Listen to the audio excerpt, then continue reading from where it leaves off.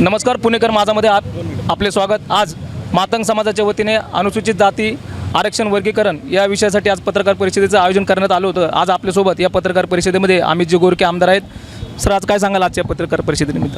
आज मातंग समाज पुणे शहराच्या वतीनं या ठिकाणी पत्रकार परिषद होती आणि या पत्रकार परिषदेमध्ये सुप्रीम कोर्टानं जो निर्णय दिलेला आहे 1 ऑगस्ट 2024 रोजी याची अंमलबजावणी लवकरात लवकर त्वरित करावी आणि हे आरक्षण उपवर्गीकरण जाहीर करावं या संदर्भात ही पत्रकार परिषद होती आणि आमचे सर्वच पुण्यातले नेते या पत्रकार परिषदेला या ठिकाणी उपस्थित होते। आज सर्व समाजाने या आरक्षण वर्गीकरणासाठी सहभागी होणं गरजेचं आहे सर?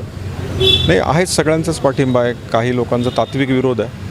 मला असं वाटतं की विरोध करायच्या आधी आपण कोणाचाही या ठिकाणी जो अधिकार आहे तो हिरावून घेत नाही आहे। प्रत्येकाचा वाटा प्रत्येकाला मिळाला पाहिजे ही समानतेची भूमिका डॉक्टर बाबासाहेब आंबेडकर, राजश्री शाहू महाराज यांची भूमिका आपण या ठिकाणी मांडतो आहे। आणि ज्या पद्धतीनं 5 राज्यांमध्ये आरक्षण उपवर्गीकरण झालं, त्या राज्यांमध्ये एकाच राज्यामध्ये खरं तर भारतीय जनता पार्टीचं सरकार होतं, पण इतर राज्यांमध्ये काँग्रेस आणि इतर पक्षांचं सरकार होतं। त्यामुळं ही भूमिका सर्वसामान्य अनुसूचित जातीमधील नागरिकांची आहे। ही भूमिका स्पष्टपणे आधी सगळ्यांनी समजून घेतली पाहिजे।